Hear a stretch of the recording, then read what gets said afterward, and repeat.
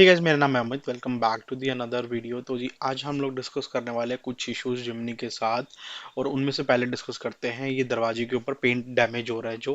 तो और ये मैंने मारुति से भी चेक कराया तो उनका कहना है कि भाई आप साफ़ नहीं रखते हो गाड़ी को, ये है वो है, और यहाँ पे धूल मिट्टी आ जाती है, उसकी वजह से ये डैमेज हो रहा है। जबकि यार कोई भी ओनर होगा यहाँ से कुछ नहीं क्लीन करने वाला वो, और जो करेगा या तो कभी कभी ओकेजनली वॉश होती है उसकी वजह से हो सकता है। अभी इसकी वजह से यहाँ से डैमेज हो रहा है। हो सकता है मेरी लेह ट्रिप के ऊपर काफ़ी गंदी हो गई थी गाड़ी, तो उस टाइम ये हुआ हो। तो एक ये है मेन मेरा जो है, और इसके अलावा एक मेरा जो क्लच सिलेंडर था वो लीक कर गया था, और उसका एक सोल्यूशन आप लोगों को दिखा देता हूँ। तो जी ये देखो, ये है क्लच का सिलेंडर हमारा लीकेज हो रहा है। ये थर्ड सर्विस में भी मैंने बोला था, बट यार ना ये सुनते नहीं है लोग। तो अभी देखते हैं इसको क्या है क्या नहीं है। आप लोगों को अगर समझ में आए तो आप लोग इसको एक बार चेक करा लेना जिमनी का जाके सर्विस सेंटर के अंदर। जैसे कि आपकी क्लच थोड़ी सी हार्ड हो रही है या सही से काम नहीं कर रही है, तो उसको एक बार चेक कराना, और नीचे सिलेंडर पे कोई भी लीकेज मिलती है तो उसको टाइमली रिप्लेस करा लेना, वरना वो बहुत बड़ा एक प्रॉब्लम बन सकती है जिमनी में।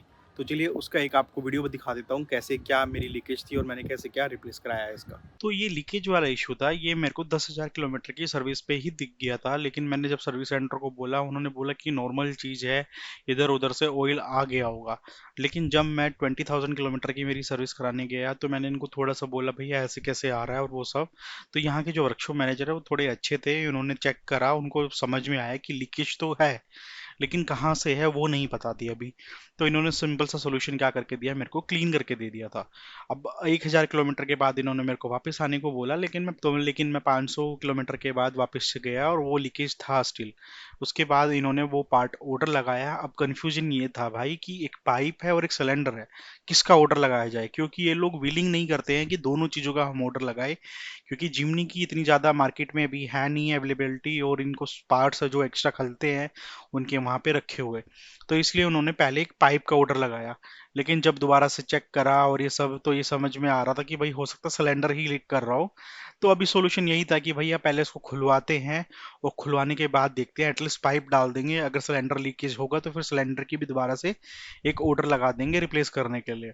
तो चलिए पहले इसको खुलवाते हैं, तब थोड़ा सा हमें पता लगेगा कि कहाँ पे क्या इशू है। तो जी तब ये खुलवाया गया, और एक जिमनी में आपको मैं चीज़ बता देता हूँ कि जो जिमनी का क्लच सिलेंडर है और जो ब्रेक का रिजर्वायर है वो एक ही जगह से ऑयल लेते हैं। तो जो ऑयल है ब्रेक का वो भी रिजर्वायर से ही आ रहा है, वो क्लच क्योंकि हाइड्रोलिक है वो उसका ऑयल भी हमारा वहीं से आ रहा है।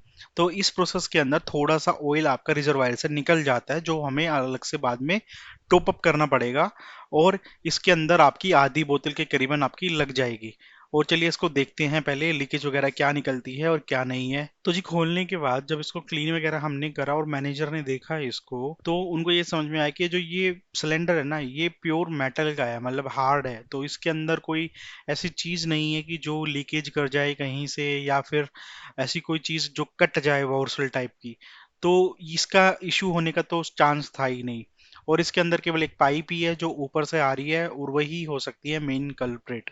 तो जो इन्होंने ऑलरेडी ऑर्डर लगा के हमारी मंगवा ही दी थी। वैसे तो ना मारुति के पार्ट्स बहुत ज़्यादा चीप माने जाते हैं, बट ये छोटी सी पाइप है जो हमारी ब्रेक रिजर्वायर से क्लच सिलेंडर में ऑयल सप्लाई का काम करती है।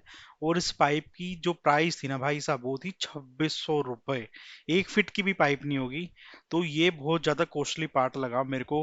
वरना 2,000 रुपये का तो बम्पर है फ्रंट, वो कितना बड़ा बम्पर है, और ये पाइप है जो केवल 1 फीट की है, आप सोचो। तो कुछ कुछ पार्ट है मारुति के जो बहुत ज़्यादा महंगे हैं, वरना हमेशा मारुति के पार्ट्स को बहुत ज़्यादा बजट में माना जाता है। और जो ये सिलेंडर साफ कर रहे हैं सर, ये हमारा मेटल का है, तो इसमें कुछ है नहीं लीक करने वाला। तो जी इसके बाद थे जो वर्कशॉप मैनेजर थे, वो देखते हैं भैया क्या इशू हो सकता है पुरानी पाइप के अंदर। और उनको एक ही चीज़ समझ में आई कि ऊपर एक रबड़ की वोर्सल होती है जो पाइप के अंदर डली डलाई आती है पीछे से, और वो हल्की सी दबी हुई थी, तो हो सकता था वहीं से जो है लीकेज हो रही हो हमारी।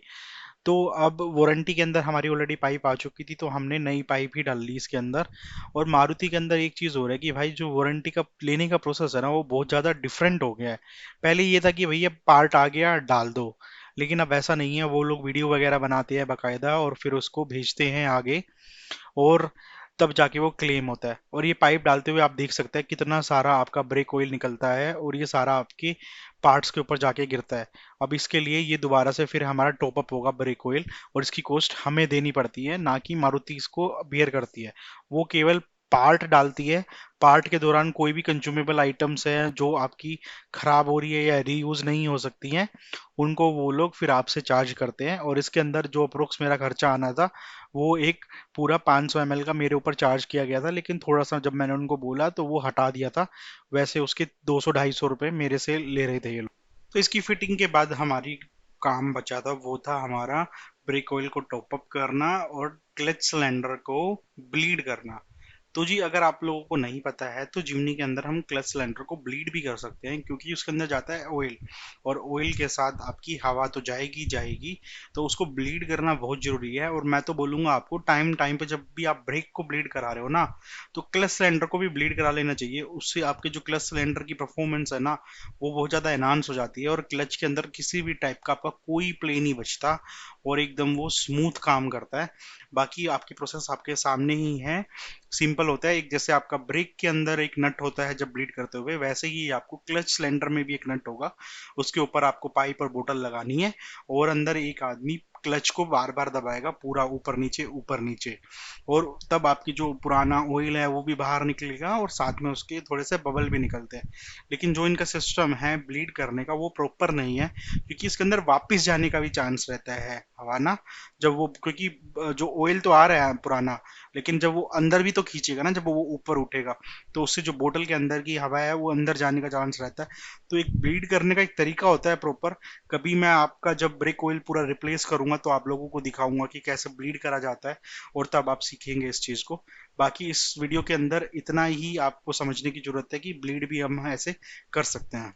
तो जी जिमनी के साथ एक प्रॉब्लम ये है कि जिमनी के जो पार्ट्स हैं ना वो 15 दिन लग जाते हैं आने के लिए, और क्योंकि किसी भी सर्विस सेंटर के ऊपर रेडली अवेलेबल नहीं होते हैं, तो सर्विस सेंटर डिपेंड करता है कि आपके पार्ट कितने दिन के अंदर आ रहे हैं। यूजुअली मेरे पार्ट है वो 15 दिन में आ जाते थे, और मेरा सर्विस सेंटर काफ़ी अच्छा है, लेकिन वो उससे पहले एक दो बार ट्राई करता है कि ऐसे ही रिजोल्व हो जाए, टाइट वाइट करके कुछ भी।